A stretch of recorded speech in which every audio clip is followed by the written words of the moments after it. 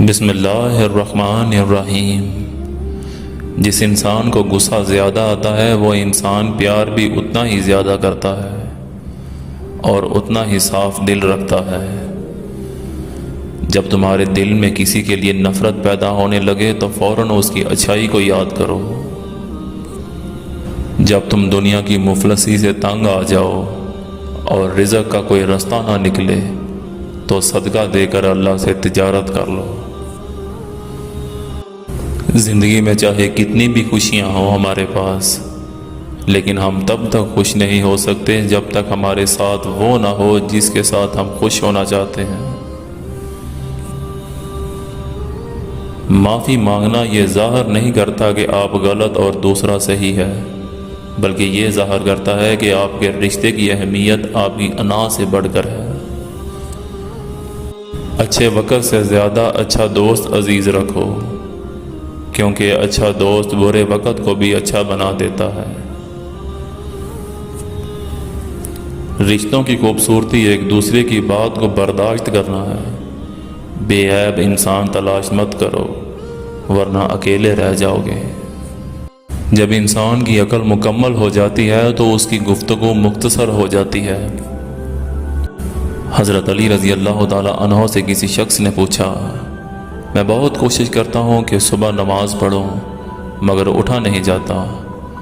حضرت علی رضی اللہ تعالی عنہ نے فرمایا، یہ نیند کی وجہ نہیں بلکہ تم جو سارے دن میں جو گناہ کرتے ہو وہ تمہاری گردن میں توق اور ہاتھوں میں ہتھ کڑی اور پاؤں میں بیڑیاں باندھ کر تمہیں اٹھنے نہیں دیتے۔ ایمان اور حیا دو ایسے پرندے ہیں کہ اگر ان میں سے ایک اڑ جائے تو دوسرا خود ہی اڑ جاتا ہے۔ یہ دنیا ایک مقرر وقت تک رہے گی اور آخرت ہمیشہ تک۔ معاف کرنا سب سے زیادہ اسے زیب دیتا ہے جو سزا دینے پر قادر ہو۔ جس کی امیدیں اللہ کے ساتھ ہوں وہ کبھی ناکام نہیں ہوتا۔ ناکام وہ ہوتا ہے جس کی امیدیں دنیا والوں سے وابستہ ہوں۔ اچھا دوست ہاتھ اور انگلی کی طرح ہوتا ہے۔ جب ہاتھ کو درد ہوتا ہے تو آنکھ روتی ہے اور جب آنکھ روتی ہے تو ہاتھ آنسو صاف کرتا ہے۔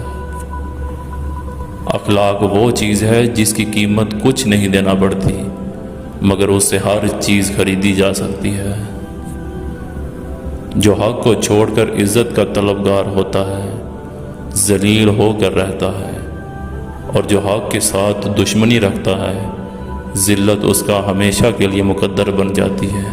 ہتھیاروں سے جنگ تو جیتی جا سکتی ہے مگر دل نہیں، دل تو کردار سے جیتے جاتے ہیں۔ کائنات کی سب سے مہنگی چیز احساس ہے جو دنیا کے ہر انسان کے پاس نہیں ہوتا۔ عقل مند کی عادت ہے کہ وہ ضرورت یا دلیل کے بغیر بات نہیں کرتا۔